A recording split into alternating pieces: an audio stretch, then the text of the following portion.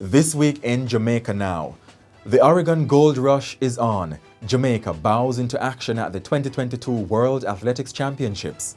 Where is she? Concerns grow over a little girl who has not been seen since 2017 when her mother was murdered. July 31 funeral date for victims of Clarendon massacre and paternity leave for government workers in Jamaica.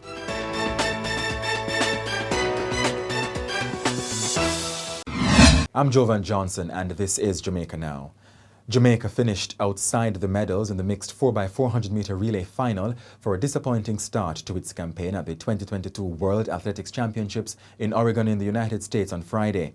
But it will be a weekend of excitement when the world champions in the blue ribbon events of the men and women's 100 meters will be crowned. Elaine Thompson-Herah, the fastest woman alive who is aiming to break the women's 100 meter world record of 10.49 seconds, said on Friday she was happy and focused. I'm just ready to go and just, do what I do best. The only title I don't have, which is the World Championship title. So no pressure on myself, just go out there, compete and have fun, of course.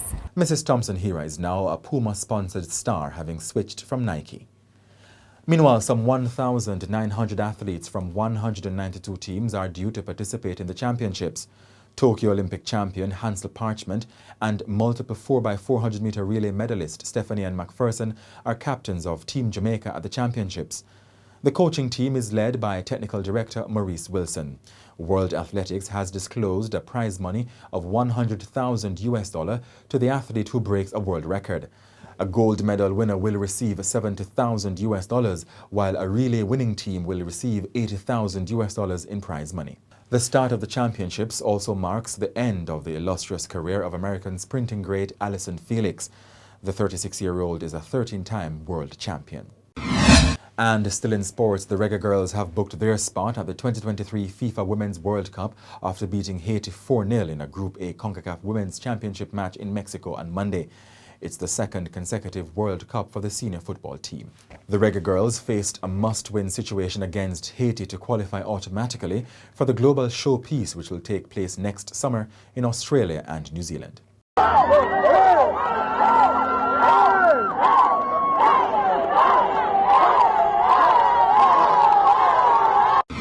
In other news now, tragedy struck at the port of Kingston this week after a stevedore, Scott Bambury, fell from a vessel into the sea and was found dead just a day later.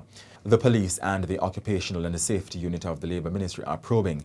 They are trying to determine, among other things, whether the 39-year-old man had access to safety gear such as a harness or a life jacket.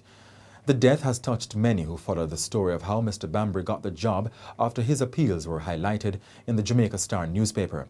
Mr. Bambury, who hails from Woodhall in Clarendon, graduated from the Caribbean Maritime University in 2008 after completing a diploma program there. After the newspaper report, Mr. Bambury was offered a position as a stevedore, someone who loads or offloads a ship at Kingston Wharves Limited. Kingston Wharves says Mr. Bambury fell overboard a ship while performing stevedoring operations. The company says the incident happened about 10:05 p.m. on Tuesday and that rescue protocols were immediately activated. There is no update on the whereabouts of a little girl who went missing in 2017, the year her mother was brutally stabbed and buried in her bedroom by her boyfriend in Negril, Westmoreland. On Wednesday, Ayeli Russell told a court that he killed 24-year-old Nadian Dyer in a moment of passion. He told the judge that he misses the woman and searches for her every day. But that did not move the judge very much, as he was sentenced to life in prison with eligibility for parole after he serves 24 years. Mr. Russell had confessed to the murder. Mr. Russell of Pee Wee Lane in St. James had fled to the US but was deported in 2021. There are public concerns, though, about the child, as Mr. Russell was not charged in relation to the girl named Orlando Malcolm, who was 3 years old at the time. DPP Paula Llewellyn indicated that there was no evidence on the file implicating the man in the possible disappearance of the child. She said when her office inquired, the police indicated that there was no missing person report filed by the child's mother before she was killed. The DPP said a relative of the convicted murderer claimed that the mother told her that she handed over the child to an aunt. The funeral for the 5 family members who were found with their throats slashed at their house in Cocoa Peace, Clarendon, will be held on July 31. The service will be at the Stewart Hall Auditorium at Clarendon College. 31-year-old Kamisha Wright and her 4 children, 15-year-old Kimanda Smith, 12-year-old Sharalee Smith, 5-year-old Rafaela Smith and 23-month-old Kishawn Henry Jr. were discovered in their house in the New Road community on June 21. Deputy Superintendent of Police Owen Brown says the grave digging will be on July 20 and a wake on July 29. The killings sparked a massive national outrage. The victim's cousin, 23-year-old Roshane Barnett, is charged with the murders. The state is seeking the death penalty. Several hours of drama played out in Clarendon on July 9 after Jamaica's first monkeypox patient allegedly jumped through a window and fled the Mapen Hospital. The man was in isolation, but he was found hours later. A healthcare worker said he threatened to leave to enjoy his vacation. The Mapen Hospital says it will be improving its security systems. The government says it will be introducing paternity leave in the public sector, a move that could put pressure on lagging private sector businesses. But the Jamaica Employers Federation does not expect the policy shift to set off a chain reaction. President David Wan said while there are societal benefits to the policy, its wholesale implementation across the sector would be too costly. Mr. Wan said unless paternity leave is legislated, the policy will vary among businesses. There are also concerns about how paternity leave will work for men who father children with different women.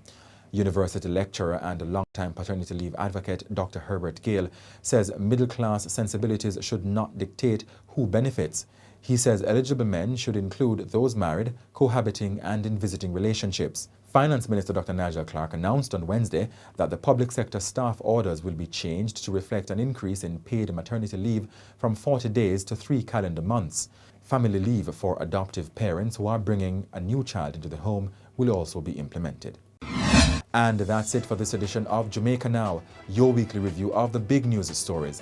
Send us your comments at onlinefeedback@gleanerjm.com.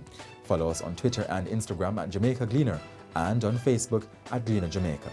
Like this video on our YouTube page, turn on your notification and subscribe today. I'm Jovan Johnson, and before we go, a 16-year-old deaf aspiring pilot and his first flight experience. Why was it important for the Aeronautical School of the West Indies to provide this opportunity to Rolando?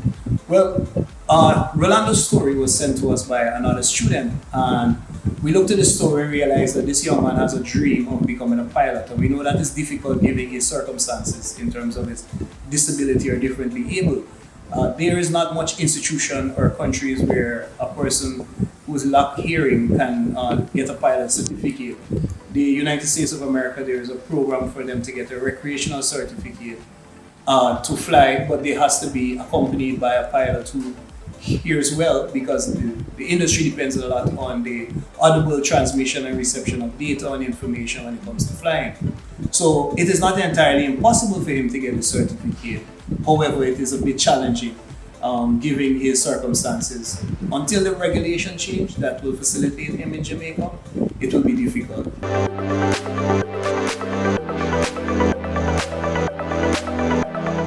they called me, I was like, what? They said, I'm giving your son flight around to know, the experience. I was feeling excited and I was like, you want the aircraft to maneuver, right? You make gentle movements. So if you want to turn right, you make gentle movement to the right. You see the aircraft to the right. See? You don't have to be rushing it. It's just gentle. Right? And you turn gently. See?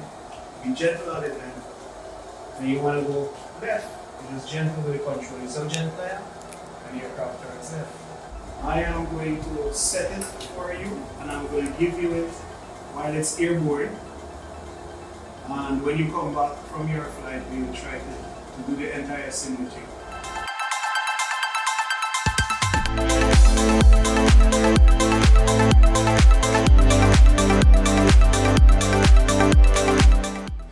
How do you feel about going on a plane for the first time? nerves-wracking. What are you excited about? The views, sitting in the plane. To see around. Ready? Yes. Alrighty.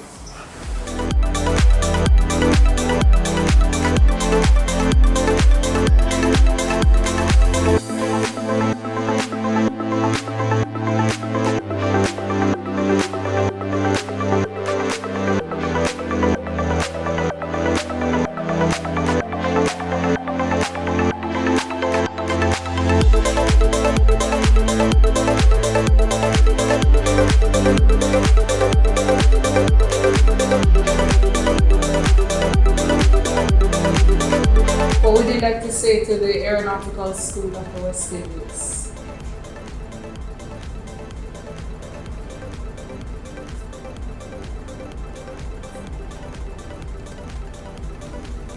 Thank you.